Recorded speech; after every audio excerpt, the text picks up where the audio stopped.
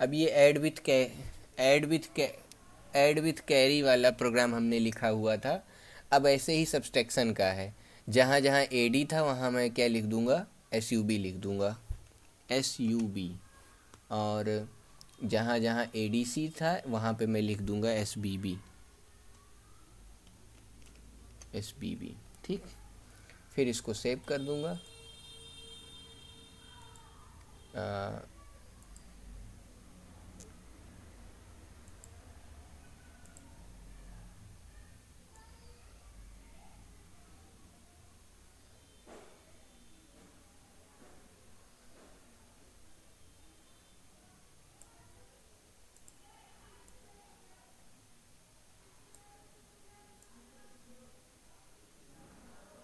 ठीक है, ये हमारा एक्सपेरिमेंट नंबर 3 हो गया।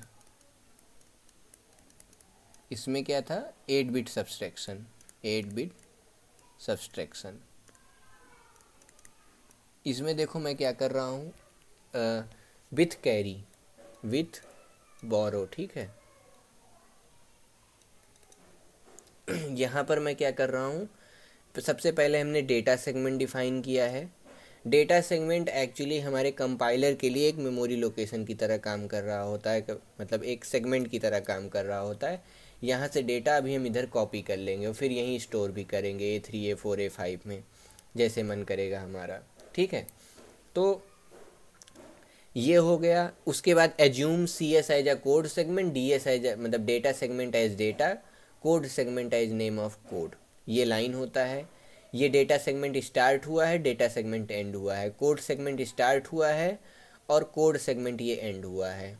ये जै simple H T M L या कोई भी प्रोग्रामिंग की तरह वैसे ही है, स्टार्ट और फिर स्टार्ट यहाँ पे स्टार्ट हुआ है, यही स्टार्ट यहाँ एंड हुआ है ये। ठीक, यहाँ तक तो ठीक है। अब प्रोग्राम एंड है तो यहाँ एस नहीं लगा क्योंकि ये सेगमेंट नहीं है, इसलिए यहाँ ई एन डी एंड लगा है। और ये लाइन जो है टर्मिनेशन के लिए है, ए एक्स कॉमा 4C00H और इंटरप्ट 21, ये एंड करने के लिए है। ये वाली जो लाइन है ये हमने डेटा सेगमेंट में ए एक्स में भेजा, फिर डी एस में ए एक्स भेजा, ये सब एड्रेसिंग का है, बस ऐसे ही है कंपाइलर को बताने के लिए।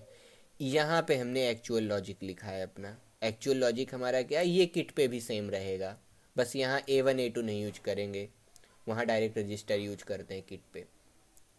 तो हमने मूव AL, A1 लिखा, तो AL, A1 लिखा तो वहाँ पे हमारा ये 95 चला गया। ठीक है, 95, चलो इसको थोड़ा बदल लेते हैं, डेटा अपने हिसाब से ले लेते हैं। यहाँ 45 कर लेते हैं, यहाँ 75 कर लेते हैं। ठीक है, अपने काम के लिए। अब देखो यहाँ होगा क्या, यहाँ होगा ये AL में A1 गया, तो A1 में कुछ डेटा था। ठीक है, A1 में डेटा क्या रखा गया था, 45, उसको मैं मूव करा रहा हूँ किस में, AL रजिस्टर में। AL रजिस्टर में 45 आ गया इस स्टेप में। अगले स्टेप में क्या किया है, सब्सट्रैक्शन किया है हमने AL, A2। तो AL, A2 में हमने रखा है 75 और माइनस AL, तो होगा क्या, AL में है 45, 45 माइनस A2।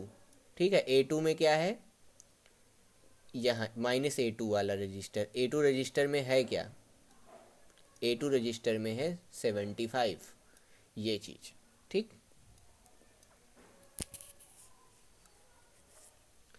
अब हेक्साडेसिमल सब्सट्रैक्शन जब हम करते हैं तो 5 में से 5 गया 0।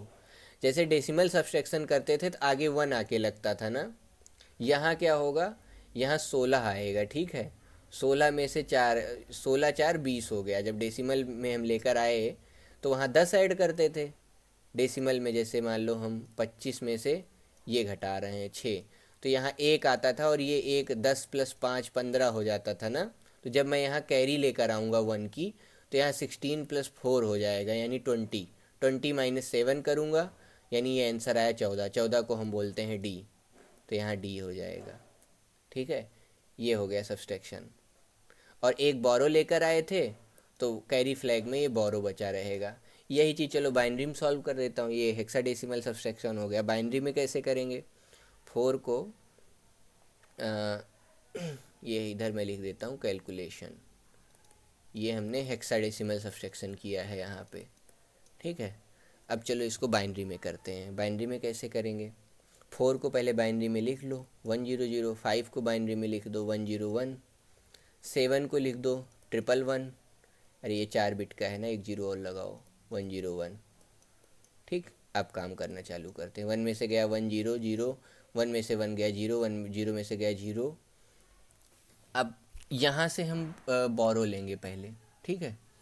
तो यहाँ भी बोरो नहीं है भाई, ये भी 0 है, तो ये कैसे देगा, तो आगे वाली बिट से मांगते हैं। यहाँ से 1 से हमने बोरो मांगा, ये यहाँ बोरो आया, ठीक है। 1 बोरो आने के बाद ये क्या बन गया, ये 10 बन गया। फिर ये नेक्स्ट वाले को जब बोरो दिया तो 10 माइनस 1 क्या आया 1, तो ये खुद बोरो देने के बाद ये वाली बिट क्या बन गई 1 बच गई, और अगली वाली क्या बन गई 10 बन गई। फिर ये नेक्स्ट को बोरो दी, ऐसे प्रोसीजर चलता है, ठीक है। तो यहाँ 10 बन गई, 10 में से 1 गया तो 1 आया, 10 बोल रहा हूँ एक्चुअली, ये 2 लिखा है, ठीक है। 1 आया। अब यहाँ 1 था, 1 में से 1 गया 0, अब यहाँ कुछ नहीं है, यहाँ 0 है, ठीक है, क्योंकि इसको हमने बोरो दे चुका है।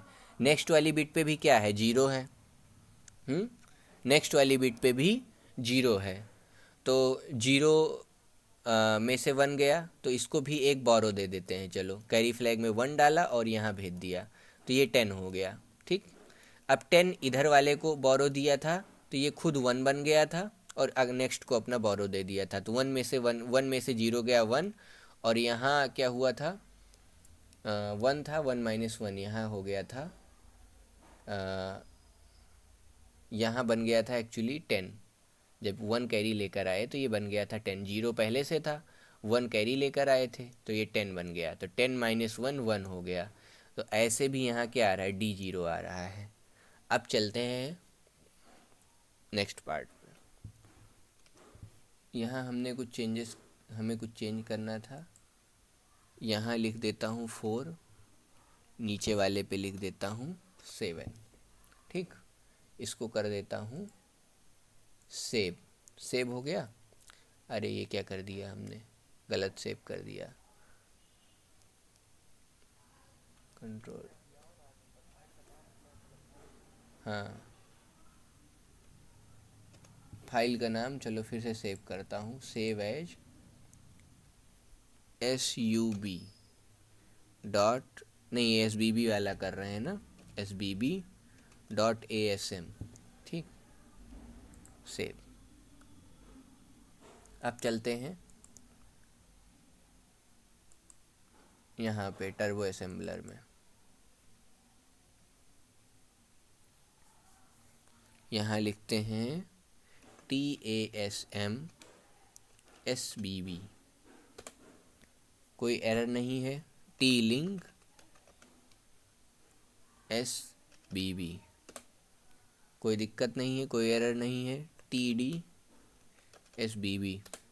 आगे अब आओ यहाँ देखते हैं क्या रिजल्ट आता है। F8 दबा रहा हूँ मैं, F8 नेक्स्ट स्टेटमेंट, F8 ये वाला स्टेटमेंट एग्जीक्यूट, ये वाला एग्जीक्यूट, ये वाला एग्जीक्यूट हो गया, ठीक है।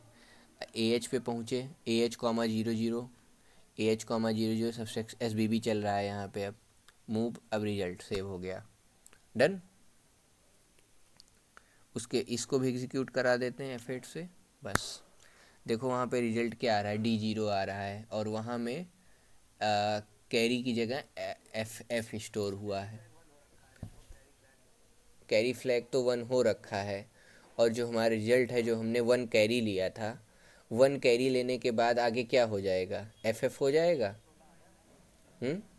अब FF इसलिए आया है क्योंकि वो बताने के लिए कि number is a negative number. अब मैं इसको थोड़ा और अच्छे से एक्सप्लेन कर देता हूँ।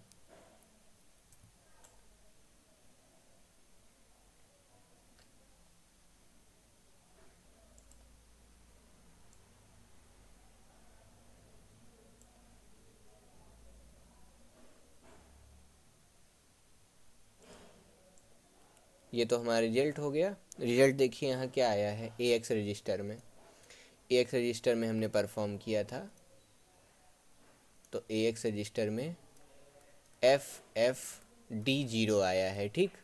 यहाँ देखो हमने एक बोरो लिया था, तो ये जो हम जब यहाँ बोरो लेंगे आगे 4 बिट का, और तो यहाँ बोरो में क्या आता जाएगा 1 1 आता जाएगा, तो यहाँ से लेकर के डी जीरो, और यहाँ जो ये 1111 बोरो का स्टोर हो रखा है ये एफ है एक्चुअली। तो उसी लॉजिक से यहाँ पे एफ जीरो आ रहा है सब्सट्रैक्ट करने पे।